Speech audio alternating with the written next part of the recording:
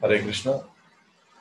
So ఇందాక మనం discuss చేసుకున్నట్టుగా అవి 3 తత్వాలు అయిపోయినాయి. విష్ణుతత్వం, శివతత్వం, అర్షభుతత్వం, 3 శక్తితత్వం. సో ఇవాళ మనం జీవతత్వం గురించి మాట్లాడుకుంటాం. సో లాస్ట్ క్లాస్లో మనం చెప్పుకున్నాము భగవంతుడికి మూడు రకాల ప్రముఖంగా 3 శక్తులు ఉన్నాయి. చాలా శక్తులు ఉన్నాయి, కానీ ప్రముఖంగా 3 శక్తులు ఉన్నాయి. ఒకటి అంతర్గత శక్తి, 2 తటస్థ శక్తి, 3 బహిరంగ శక్తి. సో అంతరంగ శక్తి నుంచి భగవుడి యొక్క అనేక విష్ణుతత్వాల విస్తరణ జరిగి, అలాగే వైకుంఠ ఆధ్యాత్మిక లోకాలని దివ్యమైనటువంటి ఏదైనా సరే ఆయన యొక్క అంతరంగ శక్తి నుంచి వచ్చింది. సో జీవులు తటస్థ శక్తి నుంచి వచ్చారు, ఆయన యొక్క తటస్థ శక్తి నుంచి వచ్చారు.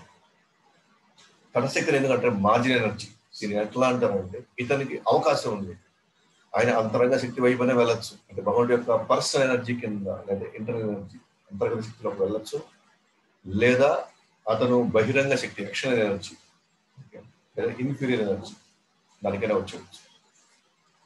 సో కాబట్టి అతను తటస్థంగా ఉంటున్నాడు అనమాట. అంటే హీఈస్ ఇన్ బిట్వీన్, అంటే మధ్యలో ఉన్నాడు తటస్థంగా. ఎప్పుడైనా అతను దేనికైనా వెళ్ళచ్చు. మనం భగవంతుడి నుంచి వచ్చాము మనం, దాంట్లో నో డౌట్ అనమాట. బట్ కానీ మనం భగవంతుడి యొక్క తటశక్తి నుంచి వచ్చాము, మనం అంతర్గత శక్తి నుంచి మనం రాలేదు. అంతర్గత శక్తికి తటశక్తికి తేడా ఏంటంటే అంతర్గత శక్తిలో ఉన్న అవతారాలు భగవంతుడితో సమానంగా ఉంటాయి. భగవంతుడితో సమానంగా మనం వాళ్ళని లెక్క వేయచ్చు. కానీ తటశక్తి నుంచి వచ్చిన మనో భగవంతుడు ఒకటి కాలేము. ఎందుకంటే ఆయన తటశక్తి నుంచి ఆయన యొక్క ఉన్నత శక్తి నుంచి మనం రాలేదు, లేదా అంతర్గత శక్తి నుంచి మనం రాలేదు, మనం తటశక్తి నుంచి వచ్చాము. మూడోది బహిరంగ శక్తి. బహిరంగ శక్తి అని అంటే ఆయన ఈ భౌతిక ప్రకృతిని, ఈ భౌతిక లోకాలని, పంచభూతాలని, అన్ని సూక్ష్మంగా ఉన్నటువంటి అనేక అంశాలని, ఏదైనా భౌతికంగా అన్ని కూడా ప్రకృతి అంతా కూడా సృష్టించాడు. ఇది ఆయన బహిరంగ శక్తి నుంచి వస్తుంది. అదే బహిరంగ శక్తి, ఈ ప్రకృతి కూడా ఆయన యొక్క శక్తే. ఈ గాలి, నీరు, నిప్పు, ఆకాశం, ఇవన్నీ కూడా ఆయన శక్తులే. అయితే ఆయన యొక్క బహిరంగ శక్తి, అంటే దాని యొక్క స్వభావం వేరుగా ఉంటుంది.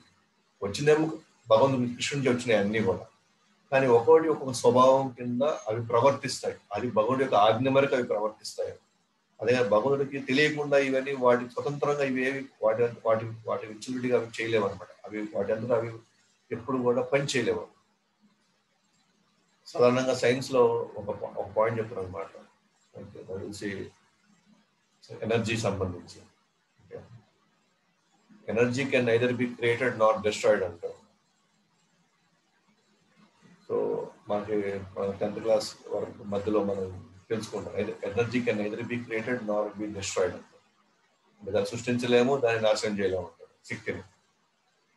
మరి సృష్టించలేనిది నాశనం, మరి ఎక్కడి నుంచి వచ్చింది, అది ఎలా వచ్చింది ఇక్కడికి? Neither be created not destroyed అంటారు. మరి క్రియేట్ చేయలేనిది, మరి మనం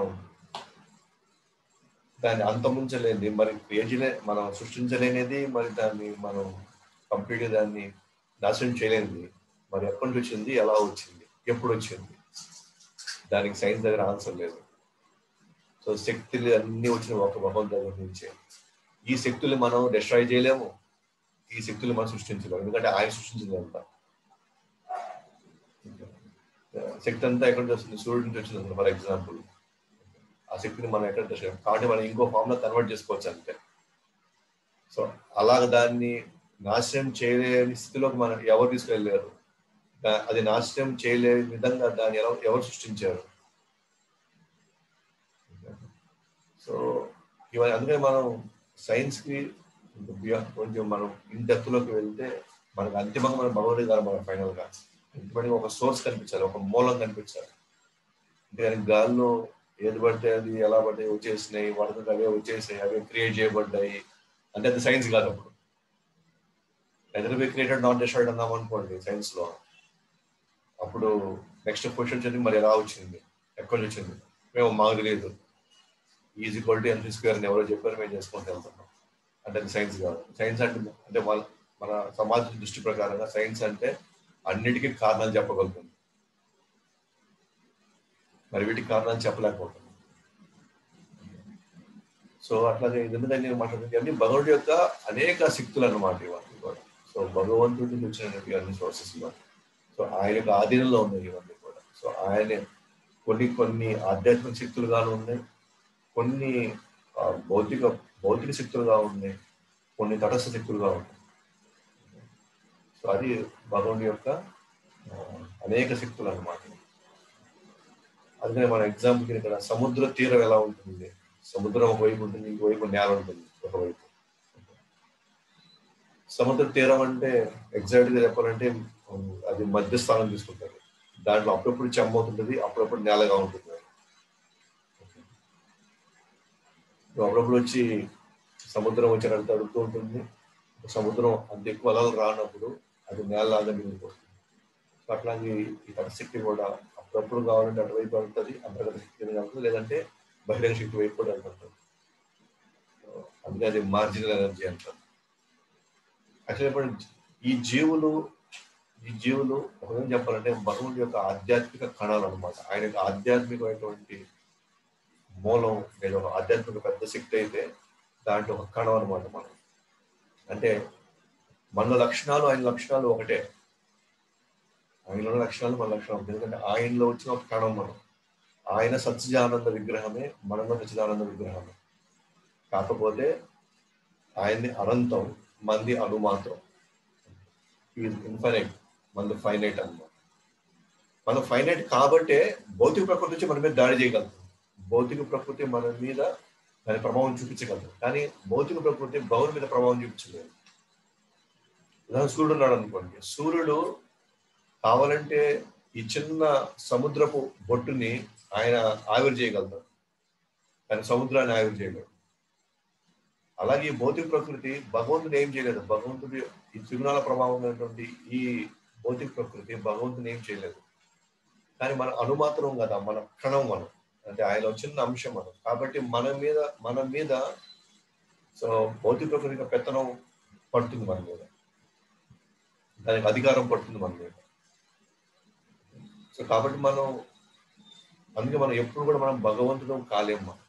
చాలా మంది ఈ ప్రపంచంలో చెప్తూ ఉంటారు, నువ్వు దేవుడు, నేను దేవుడు, అందరం దేవుడు.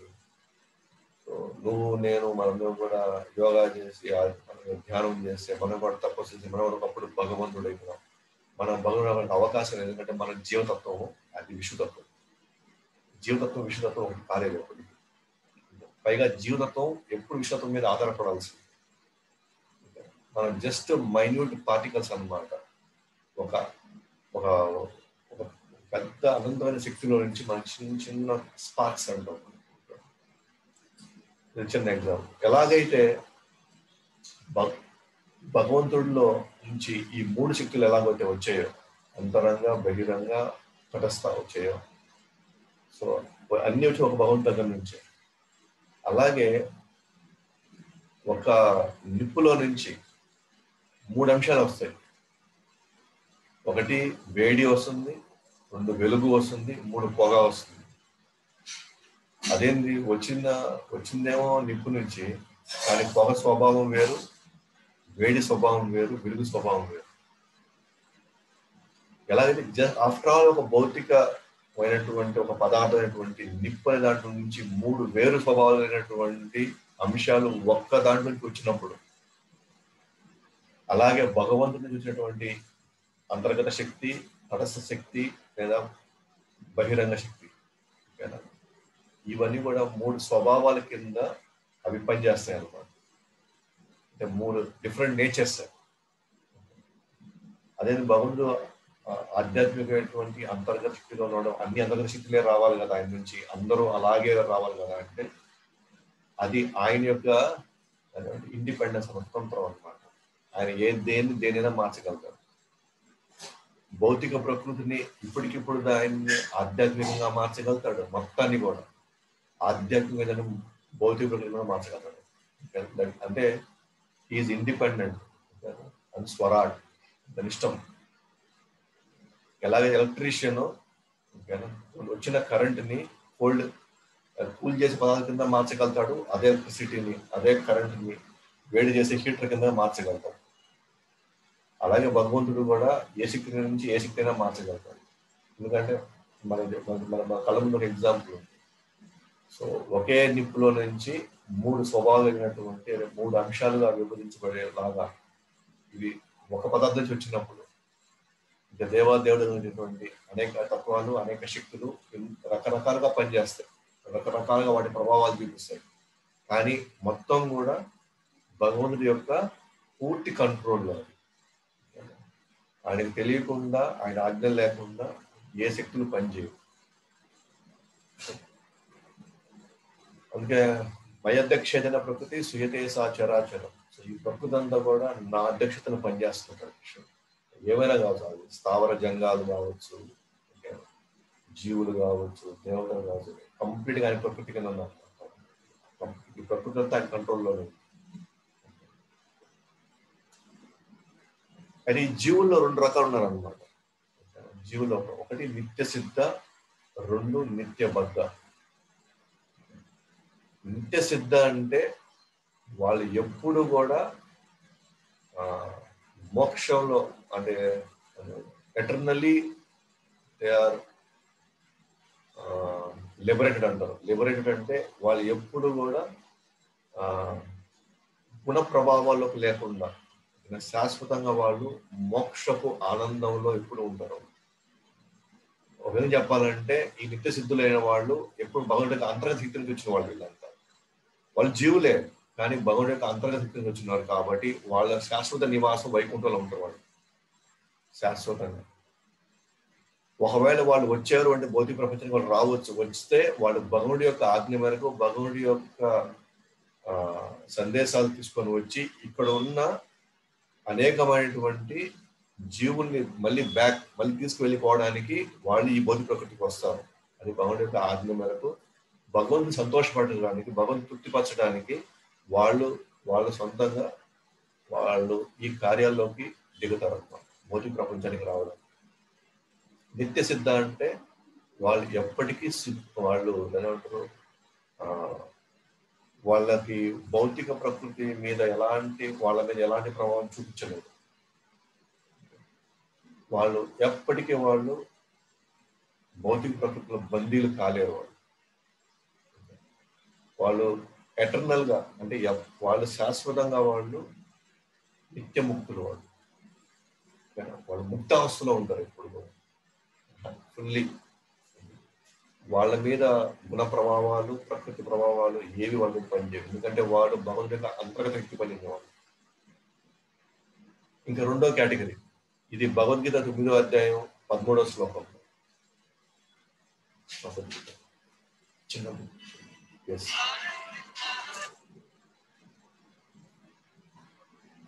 9వ అధ్యాయం 13వ శ్లోకంలో మీరు కానీ గమనించినట్లయితే మీకు శ్లోకాన్ని మేము వినిపిస్తాము, మనకు ఒక ఐడియా వస్తుంది అనమాట.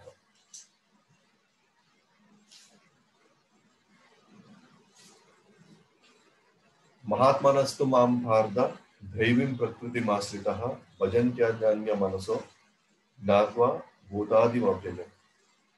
కానీ ఓ పార్థ, దైవీ ప్రకృతిని ఆశ్రయించిన మహాత్ములైతే నన్ను సకల ప్రాణుల మూలాధారణంగాను అవ్యముగాను తెలుసుకొని నిశ్చలమైన మనసుతో నిరంతరంగా నన్నే భజిస్తారు.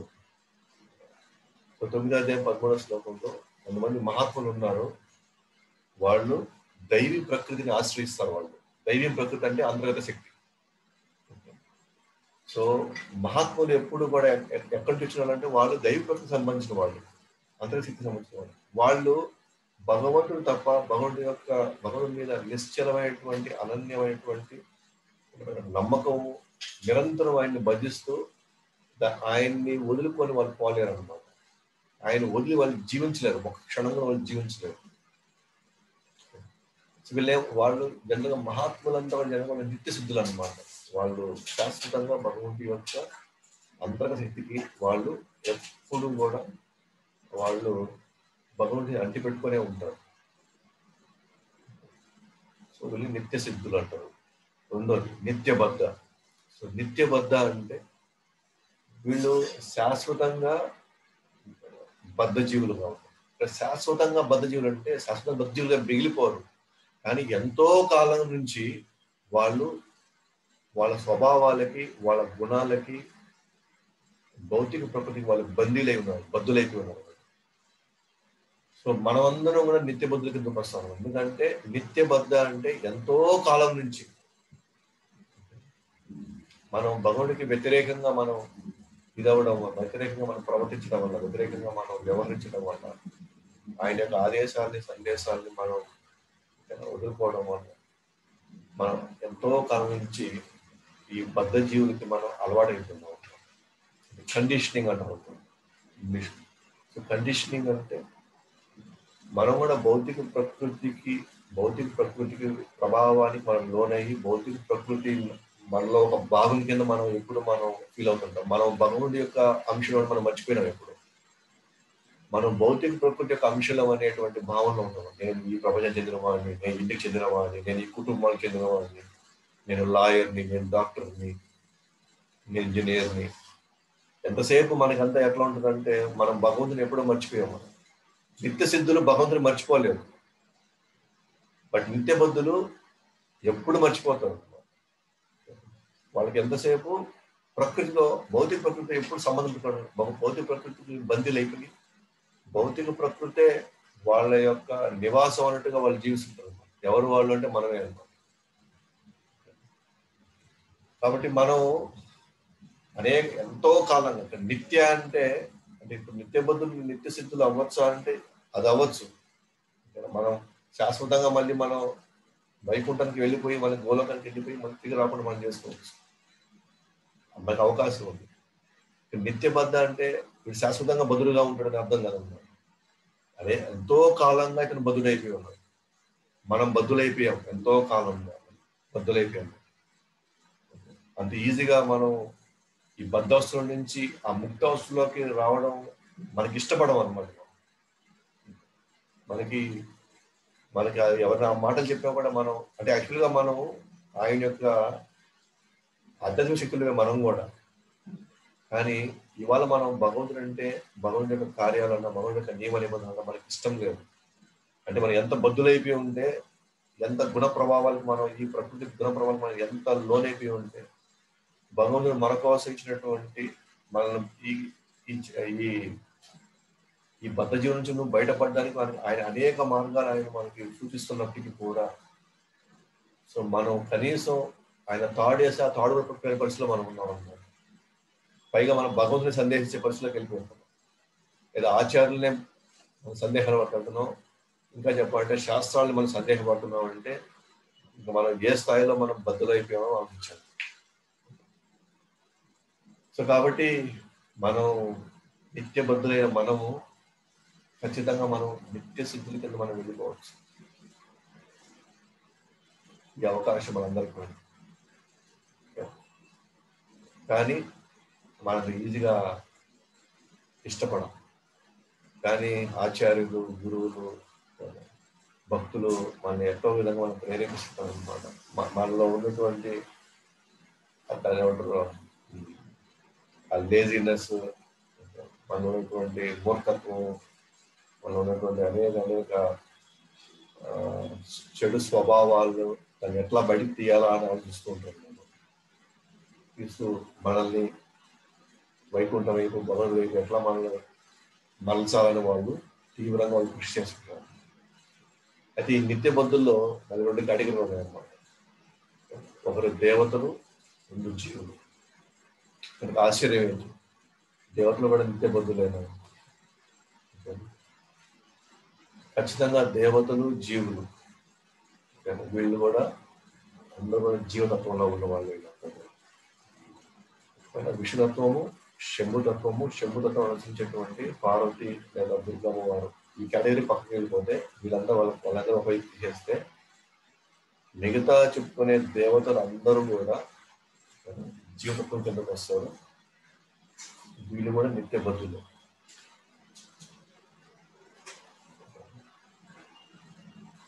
బ్రహ్మ నుండి అన్ని రకాల జీవరాశులు కింద సూక్ష్మ క్రిముల వరకు, బ్యాక్టీరియా వైరస్ వరకు వీళ్ళందరూ కూడా బద్ధ జీవులే. వీళ్ళందరూ కూడా జీవులే.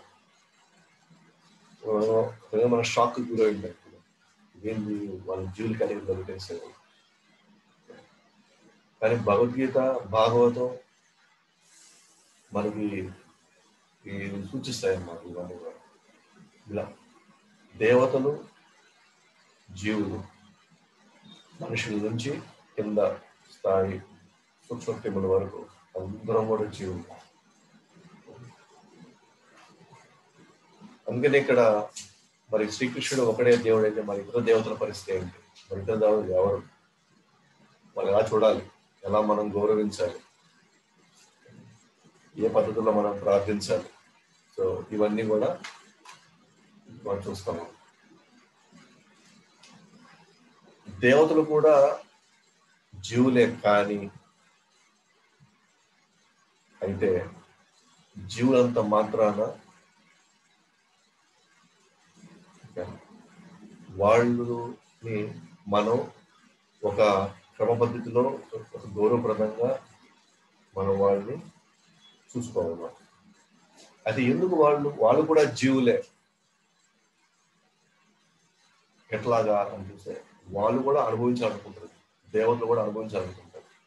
అందుకే వాళ్ళు ఎప్పుడు కూడా చెప్పాలంటే అమృతం కోసం సోమరసము, స్వర్గలోకాలు, అనేక దేవతల పైనటువంటి అనేక దేవతల లోకాలు, వాళ్ళు ఎప్పుడు కూడా వాళ్ళ యొక్క అధికారాన్ని, వాళ్ళు కూడా వాళ్ళ యొక్క పరిసరాలు, ఇంద్రతృప్తి కూడా వాళ్ళు కూడా అనుభవించాలనుకుంటారు, అజమాయిషి చేయాలనుకుంటారు వాళ్ళు కూడా. అంటే వాళ్ళు కూడా మనలాగా జీవులు. మనకు కూడా అనిపిస్తుంది అనుభవించాలని అనుకుంటారు, దేవుడు కూడా అనుభవించాలనుకుంటారు. మనకు అజమాయిషి చేయాలనిపిస్తుంది, వాళ్ళకు కూడా అజమాయిషి చేయాలనిపిస్తుంది. వాళ్ళకు కూడా వాళ్ళ స్థానాన్ని నిలుపుకోవాలనిపిస్తుంది. వాళ్ళకు కూడా ఇంద్రుడు తన స్థానాన్ని వదులుకోవాలని ఈజీగా అనుకోడు. మనం కూడా అంతే. మన కుర్చీలకి లేదా మనకు ఉన్నటువంటి మనకి ఇచ్చిన పొజిషన్స్ మనకు ఈజీగా వదులుకోవడం మనం ఇష్టపడం. దేవతలు కూడా ఇష్టపడరు.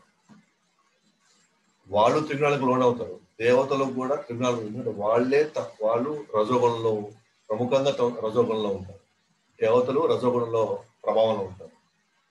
అంటే రజోగుణం వాళ్ళ మీద ప్రభావం చూపిస్తుంది. అందుకే మీరు అప్పుడప్పుడు మీరు గమనించవచ్చు, ఇప్పుడు మన దేవతలకు సంబంధించినటువంటి వాళ్ళకి మొక్కుబడి చెప్పి వాళ్ళు తీర్చుకోకపోతే, లేదా ఏదైనా చాలా యజ్ఞాలు యాగాలు చేసే దాంట్లో ఏదైనా లోపాలు ఉంటే వాళ్ళు ఇమ్మీడియట్ గా వాళ్ళ యొక్క కోపాన్ని వాళ్ళు చూపిస్తారు. వాళ్ళ ప్రభావం అనేది వాళ్ళు కూడా ఒక్కోసారి కోపము, వాళ్ళు కూడా ఒక్కోసారి ఈర్ష్య, ద్వేషము, ఇవన్నీ కూడా దేవతల్లో ఉంటాయి. డిఫరెంట్ లెవెల్స్ లో ఉంటాయి. అది మొత్తానికి దేవతలు కూడా గుణ ప్రభావాలకు లోనవుతారు. కానీ శివుడు శంభుతత్వము, అలాగే విశ్వత్వం గుణ ప్రభావాలకు లోను కాదు. కానీ దేవత గుణ ప్రభావాలకు లోనవుతారు. అలాగే అరిషడ్ వర్గాలతో వాళ్ళు కూడా ఇబ్బంది పడతారు. వాళ్ళలో కూడా గర్వము, అహంకారము, వాళ్ళ కూడా ఇవన్నీ కూడా మోహము, ఇవన్నీ వాళ్ళు కూడా ఉన్నాయి. ఉదాహరణకి మనం ఇంద్రుడికి సంబంధించిన అనేక మనం చరిత్రలో చెప్పుకోవచ్చు.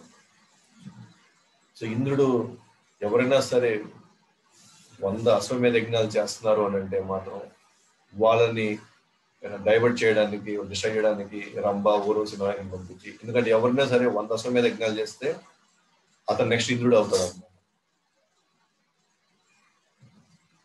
అతను నెక్స్ట్ ఇంద్రుడు అవుతాడు. అప్పుడు ఈ ఇంద్రుడు పొజిషన్ పోతుంది. అందువల్ల మాక్సిమం ఎవరిని రానిడు అనమాట. అంటే తన స్థలాన్ని నిలుపుకోవాలా, తన యొక్క ఆధిపత్యాన్ని నిరూపించుకోవాలా, తనలో ఉన్నటువంటి అహంకారము లేకపోతే ఇంకోటి తను చూపించుకోవాలా. సో అది జరిగింది. అలాగే మనం ఎప్పుడైతే ప్రజవాసులు ఇంద్రుడికి ప్రతి సంవత్సరం ఇంద్రుడికి యజ్ఞం చేసేవాళ్ళు, ఎందుకంటే ఆయన వల్ల వర్షం వస్తుంది. వర్షం వల్ల పాడి పంట బాగా వచ్చి అసలు బృందావన వాసులందరూ కూడా ఆనందంగా ఉండొచ్చు అని చెప్పేసి ప్రతి సంవత్సరం యజ్ఞం చేసేవారు. కానీ కృష్ణుడు భూమి మీదకి వచ్చిన తర్వాత వాళ్ళ మధ్యలో కొంతకాలం తిరిగిన తర్వాత ఒక వయసుకు వచ్చేసిన తర్వాత కృష్ణుడు ఒకసారి గమనిస్తాడు అనమాట. ఏంది వీళ్ళందరూ అందరూ ఏంది ఇవాళ ఏదో పండగ లాగుంది, అందరూ పలహారాలు అన్ని తీసుకెళ్తున్నారు, ఏంది ఇవాళ పండగ, ఏం చేయబోతున్నట్టు. ఈరోజు మనం ఇంద్రుడికి మనం యజ్ఞం చేయబోతున్నాము, ఎందుకంటే ఇంద్రుడి వల్లే కదా మనం అంతా కూడా చాలా ఆనందంగా ఉన్నాం ఈరోజు పాడి పంటలు ఆయన దయ లేకపోతే మనం ఎట్లా ఉంటాం అంటే. కృష్ణుడు అంటాడు ఇక్కడ మనం మనం కష్టపడుతున్నాము, మనం పండించుకుంటున్నాము, మన కష్టంతో మనం ఇది చేసినప్పుడు ఆటోమేటిక్గా దేవత అనే వాళ్ళు ఇచ్చి తీరాలన్నమాట. ఎందుకంటే వాళ్ళు ఇచ్చే తీరాలి. అది వాళ్ళు ఎవరైనా సరే మనం చేసేటువంటి కార్యాలు శాస్త్రాలకు అనుగుణంగా కానీ ఉంటే దేవుడు దాన్ని స్పందించాల్సిందే. ఉదాహరణకి మనం ఎలక్ట్రిసిటీ ఆఫీస్లో మనం వెళ్ళి బిల్లు కట్టామనుకోండి, ఆటోమేటిక్ కరెంట్ ఇవ్వాల్సిందే. అది ఎలక్ట్రిసిటీ వాళ్ళు దయ కాదు, మనం బిల్లు కట్టేసాము, మనం డబ్బులు ఇచ్చేసాము, వాటి సిస్టమ్ ప్రకారం అతను వచ్చి కరెంట్ ఇవ్వాల్సిందే. అది ఆయన దయ కాదనమాట. అక్కడ కృష్ణ అంటారనమాట, ఇది ఇంద్రుడు దయ కాదు, మీరు కష్టపడుతున్నారు, మీరు ఆయన కావాలి, మీరు చేయాల్సింది మీరు చేస్తున్నారు, మీ మీ విద్యుత్ ధర్మాలను నిర్వర్తిస్తూ మీరు చక్కగా మీరు చేస్తున్నారు. కాబట్టి ఆయన యొక్క వర్షం కింద ఆయన తెచ్చినట్టు ఆయన ఇవ్వాల్సింది, వర్షం రావాల్సిందే కదా. లేకపోతే సముద్రంలో ఎవరు యజ్ఞం చేస్తున్నారు సముద్రంలో, కాబట్టి అక్కడ వర్షం ఎందుకు పడుతుంది, అక్కడ ఆయన వర్షం ఎందుకు కురిపిస్తున్నాడు అంటే మరి యజ్ఞం చేసి ఆయన వర్షం ఇవ్వాల్సింది వస్తే మరి సముద్రం మీద కొండల మీద ఎందుకు వర్షం పడుతుంది, అక్కడ ఎవరు పోయి యజ్ఞం చేస్తారు ఆయన వర్షం ఇవ్వడానికి అంటే సిస్టమ్ ప్రకారంగా ఆయన ఇవ్వాల్సింది. కానీ మనం యాక్చువల్గా మనం పూజించాల్సింది గోవర్ధనుడిని అని చెప్పేసి కృష్ణుడు ప్రజావాసం చెప్పాడు అనమాట. ఎందుకంటే యాక్చువల్ చెప్పాలంటే ఇక్కడ కృష్ణుడు ఇంద్రుడిని టెస్ట్ చేస్తాడు, ఇంద్రుడి యొక్క అహంకారాన్ని అణగదొక్కడానికి కృష్ణుడు ప్రయత్నిస్తాడు. ఎప్పుడైతే కృష్ణుడు మాట విని సరే మనం గోవర్ధనుడు మనకు ముఖ్యము, గోవర్ధనుడు వల్లే ఇదంతా కూడా బ్రహ్మాండం, గోవర్ధనుడు మనకు అనేక సేవలు చేస్తున్నాడు, ఆవులకి పచ్చి కల్పిస్తున్నాడు, ఎన్నో ఎన్నో సెలయేర్లు ఉన్నాయి, ఎన్నో ఎన్నో పుష్పాలు ఉన్నాయి, ఎన్నెన్నో ఫలాలు ఇస్తున్నాయి, అందరినీ కాపాడుకుంటూ వస్తుంది గోవర్ధనుడు. కాబట్టి మనం గోధుని పూజ చేస్తే మంచిది అని చెప్తే అప్పుడు ఆ యజ్ఞం ఇంద్రుడు చేయాల్సిన యజ్ఞాన్ని మొత్తం తీసుకెళ్ళి గోధుని పూజ చేయించున్నాం. అది తట్టుకోలేనటువంటి ఇంద్రుడు ఇమ్మీడియట్ గా ఏం చేస్తాడు, సమర్థత అని చెప్పేసి ఒక భయంకరమైనటువంటి మేఘం, అంటే ప్రళయ సమయంలో వచ్చేటువంటి అంత పెద్ద మేఘాన్ని కుంభవృష్టి చేపిస్తాడు అన్నమాట. అంటే దాని దృష్టిలోంచి బృందావనంలో ఉన్నటువంటి వాళ్ళందరూ కూడా అస్తవ్యస్తం అయ్యి వాళ్ళు చనిపోవాలి. వాళ్ళు అంత పెద్ద వర్షం కురిపించడం. ఇంద్రుడు మరి ఇన్ని సంవత్సరాలు నాకు యజ్ఞం చేస్తున్నారు, ఒక్క సంవత్సరం నాకు యజ్ఞం చేయలేదే, పోతే పోయింది, ఇన్ని సంవత్సరాలు నాకు చేశారు కదా, ఈ ఒక సంవత్సరం మిస్ అయితే ఏమైందని కనీసం కొంత కూడా అవగాహనలోకి లేదు. నాకు చేయరా, నన్నే ధిక్కరిస్తారా, నాకు ఇచ్చిన మాటే వాళ్ళు జవదాడతారా అని చెప్పేసి.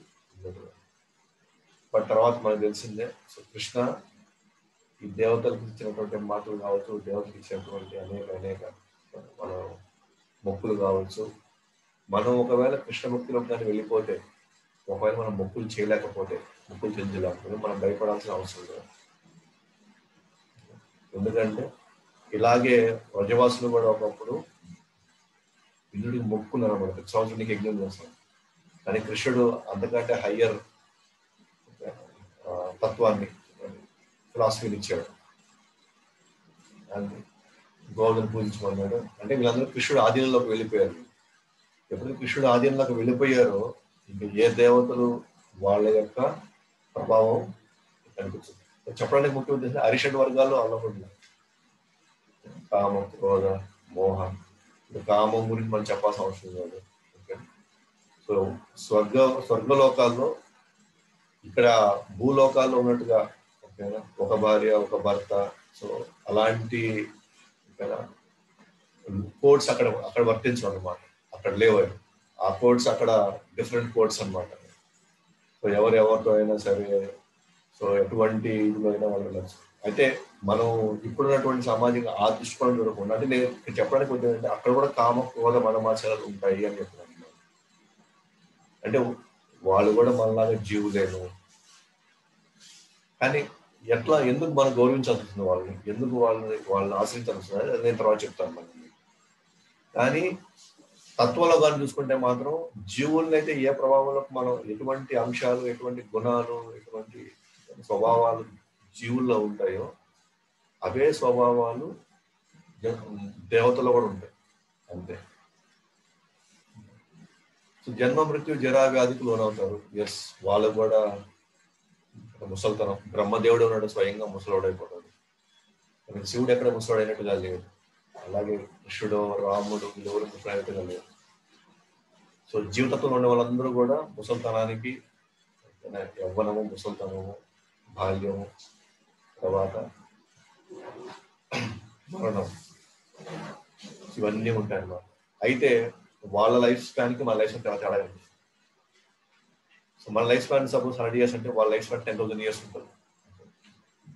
సో వాళ్ళ ఇంద్రియాలు కూడా చాలా బలంగాను, ఎంతో అనుభవించడానికి చాలా అనుకూలంగాను, వాళ్ళు చాలా హయ్యర్ వేలో వాళ్ళు అనుభవిస్తారు అనమాట. అంటే వాళ్ళ యొక్క వాళ్ళ సఫిస్టికేటెడ్గా ఉంటుంది వాళ్ళ ఎంజాయ్మెంట్ కూడా. అంటే ఎంతో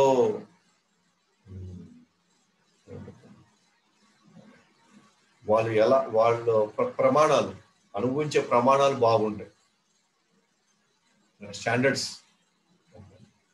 హై లెవెల్లో ఉంటాయి వాళ్ళ ఎంజాయ్మెంట్. అయితే సేమ్ అలాగే స్వతంత్రంగా వాళ్ళ నిర్ణయాలు తీసుకునే అధికారం లేదు వాళ్ళకి. ఖచ్చితంగా వాళ్ళు దేవుడి మీద, అంటే భగవంతుడి మీద, విష్ణు మీద, లేదా బ్రహ్మ మీద, లేదా శివుడి మీద, వాళ్ళ యొక్క ఇది మీద ఆధారపడాల్సింది. అంటే వాళ్ళ సొంతంగా నిర్ణయాలు తీసుకోవడానికి లేదు, స్వతంత్రంగా నిర్ణయాలు తీసుకోవడానికి లేదు. వాళ్ళు ఎప్పుడు స్వతంత్రంగా నిర్ణయాలు తీసుకొని ఎప్పుడైనా సరే రాక్షసుల మీద పడినప్పుడు వాళ్ళు ఎక్కువ పెద్దగా ఇది ఇబ్బంది పడే పరిస్థితులు చాలా కనిపిస్తాయి. మళ్ళీ భగవంతుడికి రావాల్సిందే. అంటే వాళ్ళు మళ్ళీ ఆ కష్టం నుంచి, వాళ్ళ ఇబ్బంది నుంచి, ఆ బాధ నుంచి బయటపడాలంటే మన భగవంతుని ఆధారపడాల్సిందే. వాళ్ళు స్వతంత్రంగా వాళ్ళు ఏం చేయలేరు ఇక్కడ. సో ఏదైతే మా సనాతన ధర్మం ఏదైతే చెప్తుందో, ఎవరు పూజించినా ఒకటే, ఎవరైనా అందరూ ఒకటే, అందరూ దేవుళ్ళే, అందరూ స్వతంత్రులే, అందరు శక్తులు ఉన్నాయి అనేది ఇక్కడ వర్తించట్లేదు. మీకు కొన్ని శ్లోకాలు పడి మీకు చెప్తాను అనమాట, రిపోర్ట్ చేసి చూపిస్తాను. సో వీళ్ళందరూ కూడా భగవంతుని మీద ఆధారపడాల్సింది. సో అల్టిమేట్ గా దేవతలు, జీవులు స్వభావం తగినట్టుగా చూస్తే, గుణాలు తగినట్టుగా చూస్తే, సో వీళ్ళందరి మీద భౌతిక ప్రకృతి యొక్క ప్రభావం ఉంటుంది, త్రిగుణాల ప్రభావం అనేది ఉంటుంది. అయితే జీవులకి దేవతలకు మధ్య ఉన్న తేడా ఏంటంటే, దేవతల యొక్క ప్రమాణాలు ఎక్కువ, జీవుల యొక్క ప్రమాణాలు తక్కువ. అదే అయితే సో అంత మాత్రాన జీవులు దేవతలు ఒకటే, స్వభావాలు ఒకటే, ఇంచుమించుగా అన్ని కండిషన్స్ ఇద్దరికీ వర్తిస్తున్నాయి. కానీ వాళ్ళకి ఆ పొజిషన్ ఎలా ఇచ్చారు, ఆ స్థాయిలో వాళ్ళు ఎలా ఉన్నారు, వాళ్ళకి అధికారాలు ఉన్నాయి. వాళ్ళకి మాత్రం ఎందుకు వచ్చాయి, మనకెందుకు రాలేదు? వాళ్ళకి మాత్రం ఎందుకు వచ్చాయి? వాళ్ళకి మాత్రం అనుభవించడానికి అధికారం ఆ స్థాయిలో, మనకంటే ఎక్కువ స్థాయిలో వాళ్ళు చేస్తున్నారు. అన్ని ప్రమాణాల్లో దేర్ ఆర్ హై స్టాండర్డ్స్ అనమాట. అన్ని విధాలుగా మనతో పోలిస్తే వాళ్ళు నివసించే భవనాలు కావచ్చు, వాళ్ళు తినేటువంటి ఆహారం కావచ్చు, వాళ్ళు జీవించే విధానం కావచ్చు, అన్నీ కూడా హైయర్ స్టాండర్డ్స్ లో ఉంటాయి. మరి వాళ్ళకి ఇద్దరు నిత్యబద్ధులమే, కానీ వాళ్ళకి ఆ స్థాయి ఎందుకు వచ్చింది, మనకి ఈ స్థాయి ఎందుకు వచ్చింది? వాళ్ళకంత ప్రమాణాలు పెంచుకునే ప్లస్ అధికారం, కొన్ని వ్యవస్థలు నడిపేది ఈ మొత్తం సృష్టిలో, మొత్తం విశ్వంలో వాళ్ళు కూడా ఒక అడ్మినిస్ట్రేటర్స్ లాగా కొన్ని డిపార్ట్మెంట్స్ వాళ్ళు హ్యాండిల్ చేస్తారు, కొన్ని వ్యవస్థలను వాళ్ళు హ్యాండిల్ చేస్తారు. అయితే అధికారం వాళ్ళకి మాత్రం ఎందుకు వచ్చింది? నాకెందుకు రాలేదు, మనకెందుకు రాలేదు, వాళ్ళకి ఎందుకు వచ్చింది? అది ఎందుకంటే ఖచ్చితంగా భక్తిలో వాళ్ళు మనకంటే ఉన్నతమైన వాళ్ళు, మనకంటే భగవంతుడి మీద వాళ్ళకి ఎక్కువ నమ్మకం కలిగిన వాళ్ళు. ఒకటి చెప్పాలంటే వాళ్ళని భగవంతుడిలో రకరకాల అంగాల కింద మనం చూస్తాం. భగవంతుడి యొక్క వ్యవస్థలో, నడిపించే హోల్ వ్యవస్థలో వీళ్ళు రకరకాల విభాగాలకి వీళ్ళు అధిపతులుగా ఉంటారు. కాలేజీకి వెళ్ళినప్పుడు ఎట్లయితే ఒక చైర్మన్ ఉన్నప్పుడు ఆ చైర్మన్ కింద ఒక డైరెక్టర్ ఉన్నప్పుడు ఆ డైరెక్టర్ కింద ఒక 2-3 ప్రిన్సిపల్స్ ఉంటే, ప్రతి ప్రిన్సిపల్ కింద 10 హెచ్ఓడీస్ ఉంటే, హెడ్ ఆఫ్ డిపార్ట్మెంట్స్ ఉంటే, మళ్ళీ ప్రతి హెచ్ఓడి కింద మళ్ళీ ఇన్ఛార్జెస్ ఎంతో మంది రకరకాల ఇన్ఛార్జెస్ ఉంటాయి. మళ్ళీ తర్వాత మళ్ళీ ఒక సెక్షన్ ఇన్ఛార్జెస్ ఉంటాయి. మళ్ళీ ఇట్లా సిస్టంలో ఎలాగైతే రకరకాలటువంటి విభాగాలకు తగినట్టు అధిపతులుగా ఉంటారు. సో వీళ్ళందరూ కూడా మళ్ళీ మొత్తం వ్యవస్థలో చూస్తే వీళ్ళందరూ కూడా చైర్మన్ లో భాగాల కింద చూడాలి మనం. ఎందుకంటే ఆయన ఆదేశాల ప్రకారం వీళ్ళు నడుచుకుంటున్నారు. ఆయన భాగాల కింద వీళ్ళు చూస్తాం, రకరకాల సెక్షన్ వీళ్ళు హ్యాండిల్ చేస్తారు కాబట్టి. అట్లానే భగవంతుడిలోని అనేక అంగాల కింద చూస్తూ ఉంటాం. వీళ్ళని భగవంతుడి కింద లెక్కేమో, భగవంతుడిలో భాగాల కింద. కాబట్టి కానీ వీళ్ళు మనకంటే భక్తులే, మనకంటే కానీ వీళ్ళు శుద్ధ భక్తులు అయితే కాదు. శుద్ధ భక్తులు ఎందుకైతే కాదు అని అంటే శుద్ధ భక్తులు కాదు వీళ్ళు. ఎందుకనంటే వీళ్ళు అనుభవించాలని కోరిక ఉంది, వీళ్ళ అధికారం చలాయించినటువంటి ఆ స్వభావం ఉంది. ఈ స్వభావము ఉంది, ప్లస్ భగవంతుడి మీదకి ఎక్కువ నమ్మకం ఉంది. భగవంతుడి మీద నమ్మకం ఉంది కానీ అనుభవించాలనే తత్వము ఉంది. వాళ్ళ ఐశ్వర్యాన్ని ప్రదర్శించడానికి లేదా వాళ్ళ శక్తిని చూపించడానికి కావాల్సినటువంటి ఆ అవకాశం కూడా కావాలని వాళ్ళకి తీసుకుంటున్నారు. సో భక్తి ఒకవైపు వాళ్ళ భగవంతుడి భక్తులే, రెండో వైపు వాళ్ళకి సామర్థ్యం కూడా ఉంది కొన్ని విషయాలు మనకంటే అద్భుతంగా చేయడానికి. అంటే ఓవరాల్గా చెప్పాల్సిందంటే జీవుల కంటే కూడా దేవతలు అనేక రెట్లు ఉన్నత స్థాయిలో ఉన్నారు, కానీ భగవంతుడితో పోలిస్తే చాలా తక్కువలో ఉన్నారు. వీళ్ళు జస్ట్ డిపార్ట్మెంట్ హెడ్స్ అనమాట, జస్ట్ డిపార్ట్మెంట్ ఇన్ఛార్జెస్ మాత్రమే. వీళ్ళకి ప్రత్యేక స్వతంత్రత లేవు. వీళ్ళు ప్రత్యేకంగా వీళ్ళకి కావాల్సిన విధంగా వీళ్ళకి ఎటువంటి వరాలు కావచ్చు, ఎటువంటి ఏమంటారు జాతకాలు మార్చడం, గ్రహాలు మార్చడం కానీ, కర్మలు మార్చడం కానీ వీళ్ళ వల్ల కాదు. వీళ్ళు చేయలేరు. ఎందుకంటే వీళ్ళందరూ కూడా జీవతత్వం నుంచి వచ్చిన వాళ్ళు. అయితే మన లాస్ట్ క్లాసెస్ మనం చెప్పుకున్నమాట. సో కృష్ణుడు 64 గుణాలు పరిపూర్ణమైతే, విష్ణుతత్వం 60 గుణాల్లో పరిపూర్ణంగా ఉంటే, శంభుతత్వం 55 గుణాల్లో పరిపూర్ణంగా ఉంటే, జీవతత్వం బ్రహ్మాండం 50 గుణాల్లో పరిపూర్ణంగా ఉంటాడు. అయితే ఈ జీవతత్వంలో బ్రహ్మ 50 గుణాల్లో పరిపూర్ణంగా ఉంటాడు, కానీ మన 50 గుణాలు మనం పరిపూర్ణంగా ఉంటాం. కానీ 50 గుణాలు మనలో ఉంటాయి. దయ, జాలి, కరుణ, అందరినీ కలుపుకొని పోవడం, సో ఈ ఏవైతే క్షమ, శాంతి, ఓపిక, సహనం, ఏవైతే ఈ గుణాలు ఉన్నాయో, ఈ గుణాలు జీవతత్వంలో బ్రహ్మ నుంచి సూక్ష్మ క్రిముల్లాగా వెళ్తే బ్రహ్మ ఈ 50 గుణాలు పరిపూర్ణంగా వ్యక్తం చేస్తాడు, ఆయనలో కనిపిస్తుంది. కానీ మనం దేవతలం కాదు కదా. దేవతల్లో ఈ గుణాలు 50 గుణాలు వాళ్ళకి పరిపూర్ణంగా వాళ్ళు వ్యక్తం చేసే అవకాశాలు ఉన్నాయి. కానీ మనం వాళ్ళకంటే తక్కువ స్థాయిలో ఉన్నాం. మన జీవులో మనలో కూడా 50 గుణాలు ఉన్నాయి, కానీ మనం వాటిని పరిపూర్ణంగా మనం వ్యక్తపరచలేము. అందుకే వాళ్ళు భక్తులే కానీ శుద్ధ భక్తులు కాదు. శుద్ధ భక్తులు అంటే ఏంటి? నాకు ఏమి వద్దునైనా నేను నీ ధామం చేసుకుంటాను, నీ సేవ చేసుకుంటాను, నాకు నువ్వు తప్ప ఇంకెవరు నాకు వద్దు అనే స్థాయికి ఎవరు శుద్ధ భక్తి. కానీ వీళ్ళు భక్తులే కానీ అనుభవించినటువంటి కోరిక ఉంది, వాళ్ళు అతిమాయిషి చేయాలనేటువంటి కోరిక ఉంది. కానీ మనకంటే ఎక్కువ నమ్మకం ఉంది వాళ్ళు భగవంతుడి మీద.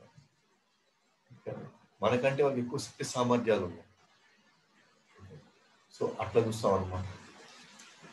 సో ఉదాహరణకి మనం గమనించినట్లయితే, ఇప్పుడు మనం సపోజ్ బీజేపీ గవర్నమెంట్ ఉందనుకోండి ఇక్కడ. సో మొత్తం 542 ఎంపీలు గెలుస్తారు మొత్తం మన దేశం మొత్తం మీద. సపోజ్ మోడీ గవర్నమెంట్కి 330-340 సీట్స్ వచ్చాయి అనుకోండి. అంటే 340 ఎంపీ సీట్లు గెలిచారు. సో గెలిచినప్పుడు కానీ కొంతమందికి మాత్రమే మినిస్టర్షిప్ ఇస్తాడు. ఎవరు? Prime minister. ఒక 25 సమ్ మినిస్టర్ పోస్టులు ఉన్నాయి. మరి 340 మందికి ఆ 25 మంది 30 మందికి ఎందుకు మినిస్టర్ పోస్టులు వస్తున్నాయి? వాళ్ళకే ఎందుకు ఇచ్చాడు? దానికి ఒకటి చాలా కారణాలు ఉండొచ్చు, బట్ 1-2 ఖచ్చితంగా ముఖ్య కారణాలు ఏంటి? ఒకటి, వాళ్ళు చాలా నమ్మకమైన వాళ్ళు. వాళ్ళు ప్రైమ్ మినిస్టర్కి చాలా నమ్మకమైన వాళ్ళు ఉండాలి. 2, వాళ్ళ శక్తి సామర్థ్యాలైనా ఉండాలి. నమ్మకం ప్లస్ శక్తి సామర్థ్యాలు ఈ 2 కలిగినప్పుడే వాళ్ళకి ఆ పోస్ట్ ఇస్తున్నాడు. కానీ అక్కడ 340 మంది అదే పార్టీ చెందిన వాళ్ళే, అదే పార్టీ లాగా అందరూ గెలిచిన వాళ్ళే. ఎవరు దొడ్డిదారులు రాలేదు, లేదా ఇంకెవరు కూడా సునాయాసంగా రాలేదు. అందరూ కష్టపడిన వాళ్ళే. అందరూ ఇంటిని తిరిగి చెమట వచ్చి ఎంతో డబ్బులు ఖర్చు పెట్టి వచ్చిన వాళ్ళే అందరూ కూడా. కానీ కొంతమందికి మాత్రమే ఆ పోస్టులు ఎందుకు వస్తున్నాయి? అట్లాగే ఈ సరాసరి నిత్య బద్ధుల్లో అయినటువంటి ఈ జీవుల్లో దేవతలు ఒక సెపరేట్ కేటగిరీ, మిగతా వాళ్ళు సెపరేట్ కేటగిరీ. మరి దేవతలకి ఇలాంటి పోస్టులు ఎందుకు వచ్చారు? వాళ్ళు ఈ పోస్టులు అలాంటి వాళ్ళకి ఎందుకు ఇచ్చాడు భగవంతుడు? వాళ్ళు ఎందుకు ఇన్ఛార్జీలు చేశాడు? ఎందుకంటే వాళ్ళు భగవంతుడికి అత్యంత నమ్మకమైన వాళ్ళు, అత్యంత శక్తి సామర్థ్యం కలిగిన వాళ్ళు కాబట్టి భగవంతుడు వాళ్ళకి ఆ పోస్ట్ ఇచ్చాడు. ఇక్కడ విచిత్రం ఏంటంటే ఈ పోస్టులన్నీ ఎట్లా అయితే గవర్నమెంట్ లో కూడా 5 years కి సపోజ్ ఇదే మోడీ గవర్నమెంట్ మళ్ళీ ఇంకోటి వచ్చింది అనుకోండి, అదే మినిస్టర్ అక్కడ ఉండాల్సిన అవసరం లేదు. ఇంకో మినిస్టర్ మారిపోవచ్చు, ఆ వ్యక్తి మారిపోవచ్చు.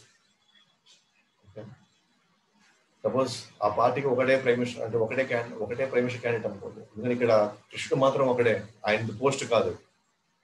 ఈజ్ ఎటర్నల్ గా అంటే శాశ్వతంగా ఆయనే దేవాదేవుడు, అది పోస్ట్ కాదు. సపోజ్ అట్లానే శాశ్వతంగా ఒకటే ప్రైమ్ మినిస్టర్ ఉన్నాడు అనుకోండి, ఆ పార్టీకి ఒకటే ప్రైమ్ మినిస్టర్ అనుకోండి శాశ్వతంగా, అది ఇక్కడ కూడా మారుతుంది. బట్ ఈ ఎగ్జాంపుల్ కింద తీసుకోండి.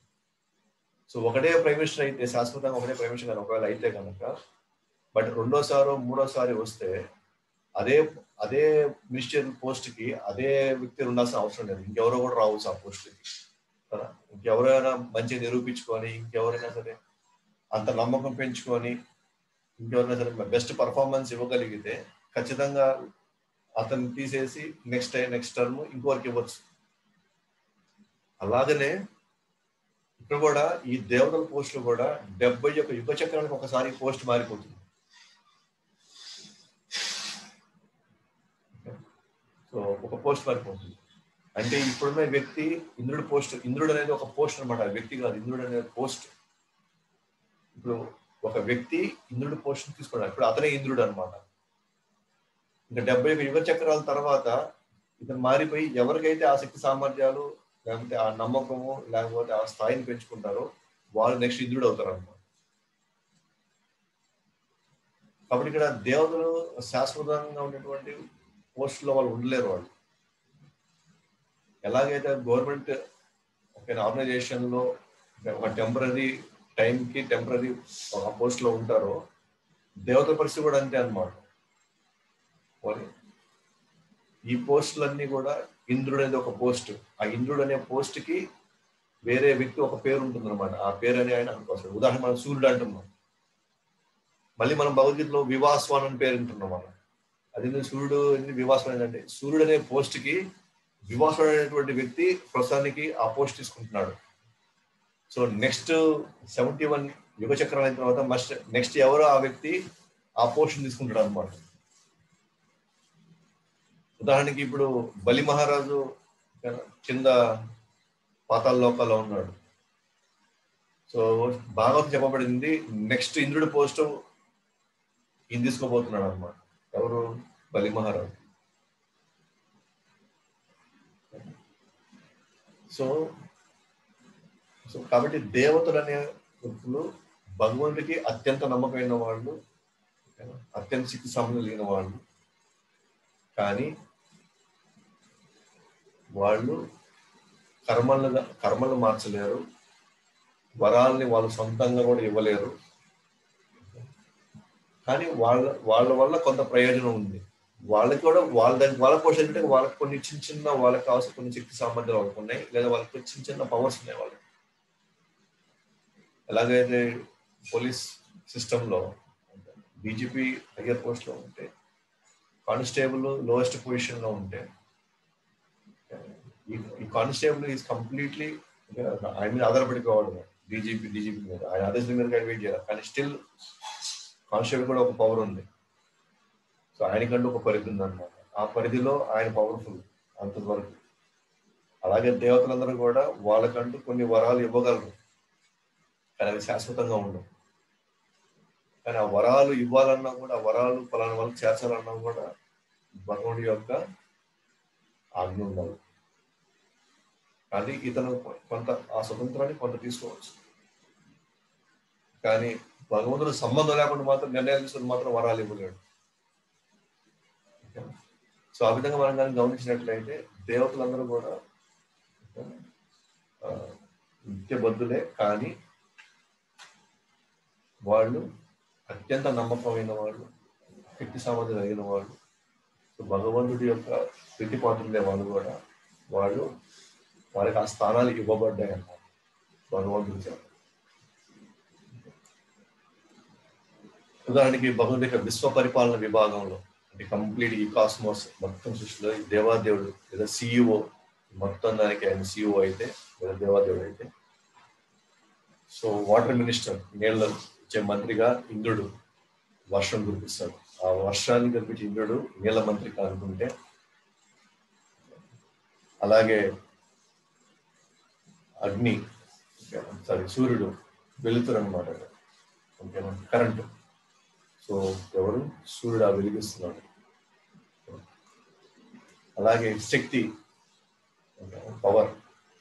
సో ఇక్కడ ఎవరు? అగ్నిదేవుడు, మంట. సో ఆయన ఒక మంత్రి విభాగం కింద ఆయన ఉన్నాడు అన్నమాట. అలాగే ఇంకొక నీళ్ల మంత్రి అన్నమాట. ఇక్కడ ఎవరు అంటే ఈయన వరుణుడు, కానీ ఈయన సముద్రాలు చూసుకుంటాడు అన్నమాట. ఇలా అక్కడ ఇంద్రుడు చేసి వర్షం చూసుకుంటాడు. వర్షం ద్వారా వచ్చే నీరు ఈయన సముద్రాలు వచ్చే నింపుకున్నటువంటి నీళ్ళని ఈయన చూసుకుంటాడు అన్నమాట. దానికి ఇప్పుడు మనం ఎప్పుడు చూడాల, సముద్రం పొంగిపోయి సముద్రం అల్లకల్లోలం అయిపోయి సముద్రం పోయిపోయి ఉంటారు. సముద్రానికి ఒక ఎల్లో, ఒక సర్కిల్లో ఒక బౌండరీలు ఎప్పుడు ఉంటాయి. అది కూడా ఒక సిస్టమ్ ప్రకారంగా సో ఒక విభాగం కింద వర్ణుడు చూసుకుంటున్నాడు. అలాగే విండ్ మినిస్టర్, గాలి మంత్రి, వాయుదేవుడు. సో మొత్తం ఈ పంచభూతాలన్నీ కూడా ఓకేనా, ఖచ్చితంగా దానికి ఒక ఇన్ఛార్జ్ ఉన్నాడు. ఇన్ఛార్జికి తగినట్టుగానే ఇక్కడ ఇవన్నీ కూడా నడుస్తుంటాయి. మొత్తానికి వీళ్ళందరూ కూడా భగవానుడి యొక్క ఆజ్ఞ మేరకు భగవాన్ యొక్క సిస్టమ్ నడుచుకుంటారు వీళ్ళంతా కూడా. అలాగే ఆర్థిక మంత్రి కింద లక్ష్మీదేవి, డబ్బులు, ఫైనాన్స్ మినిస్టర్ కింద. సో ఈమె యొక్క రోల్ అక్కడ ఉంటుంది అన్నమాట. సో ఈమె కింద అసిస్టెంట్ కింద కుబేరుడు. సో ఇట్లా ఈ రకంగా. అలాగే హోంశాఖ మంత్రి కింద దుర్గాదేవి, మొత్తం జైలర్ దుర్గా, త్రిగుణాల ప్రభావం ఈమె మొత్తాన్ని కూడా ఆడిస్తుంది అన్నమాట. అలాగే రక్షణ శాఖ మంత్రి సుబ్రహ్మణ్య స్కంద కార్తికేయ, సో డిఫెన్స్ అన్నమాట, డిఫెన్స్ మినిస్టర్. అలాగే విద్యాశాఖ మంత్రి, ఎడ్యుకేషన్ మినిస్టర్ కింద సరస్వతి. సో ఈమె ఇన్ఛార్జ్. సో ఇంత మనం అమ్మవారిని చెప్పినప్పుడు కూడా మనం చెప్పుకున్నాము, ఓకేనా. విష్ణుతత్వంలో లక్ష్మి సంబంధించినటువంటి వాళ్ళు అమ్మవారు అయితే, శంభుతత్వంలో పార్వతి లేదా దుర్గా అయితే, జీవతత్వంలో సరస్వతి. సో ఈమె ఈ చదువుల విభాగం అంతా ఈమె చూసుకుంటుంది అన్నమాట. అలాగే న్యాయశాఖ మంత్రి అంటే యమధర్మరాజు, పర్ఫెక్ట్ గా ఎవరిది ఎంత ధర్మాన్ని పర్ఫెక్ట్ చూసుకొని ఎవరికి ఏ శిక్షణ పడాలి, ఎప్పుడు ఎవరైనా ఎక్కడ పంపించాలి, ఏ లోకాల్లో వీళ్ళు ప్లేస్ చేయాలి, మొత్తం వంటిది యమధర్మరాజు. అలాగే కన్స్ట్రక్షన్ మినిస్టర్ సృష్టి, ఓకేనా, ఆ విభాగం చూసినది బ్రహ్మ. వీళ్ళందరూ కూడా ఈ హోల్ మొత్తం సృష్టిలో వీళ్ళ పాత్ర వీళ్ళు పోషిస్తున్నారు. వీళ్ళెవరు స్వతంత్రం కాదు, వీళ్ళెవరికి సపరేట్గా అధికారాలు లేవు. సో ఒకసారి మాకు కృష్ణ భక్తులు అయిన తర్వాత, ఆ దేవాదేవుడు సరెండర్ అయిన తర్వాత కోరికల కోసమో లేకపోతే ఇబ్బందుల కోసం కష్టాల వల్ల వాటికి వీటిలో దేవతను సపోర్ట్ చేయాల్సిన అవసరమే లేదు. మనకి ఆల్రెడీ దేవాదేవుడు శ్రీకృష్ణుడు యొక్క ఆధీనంలో వీళ్ళందరూ ఉన్నారన్నప్పుడు డైరెక్ట్ గా మనం ఆ దేవాదేవుడి యొక్క శరణాగతిలో మనం వెళ్ళగలిగితే ఈ దేవతలు ఎవ్వరు కూడా మన మన మనల్ని ఏ విధంగా కూడా మనల్ని ఇబ్బంది పెట్టలేరు, కష్టపెట్టలేరు, లేదా మన మీద ఎటువంటి ప్రభావం చూపించలేరు.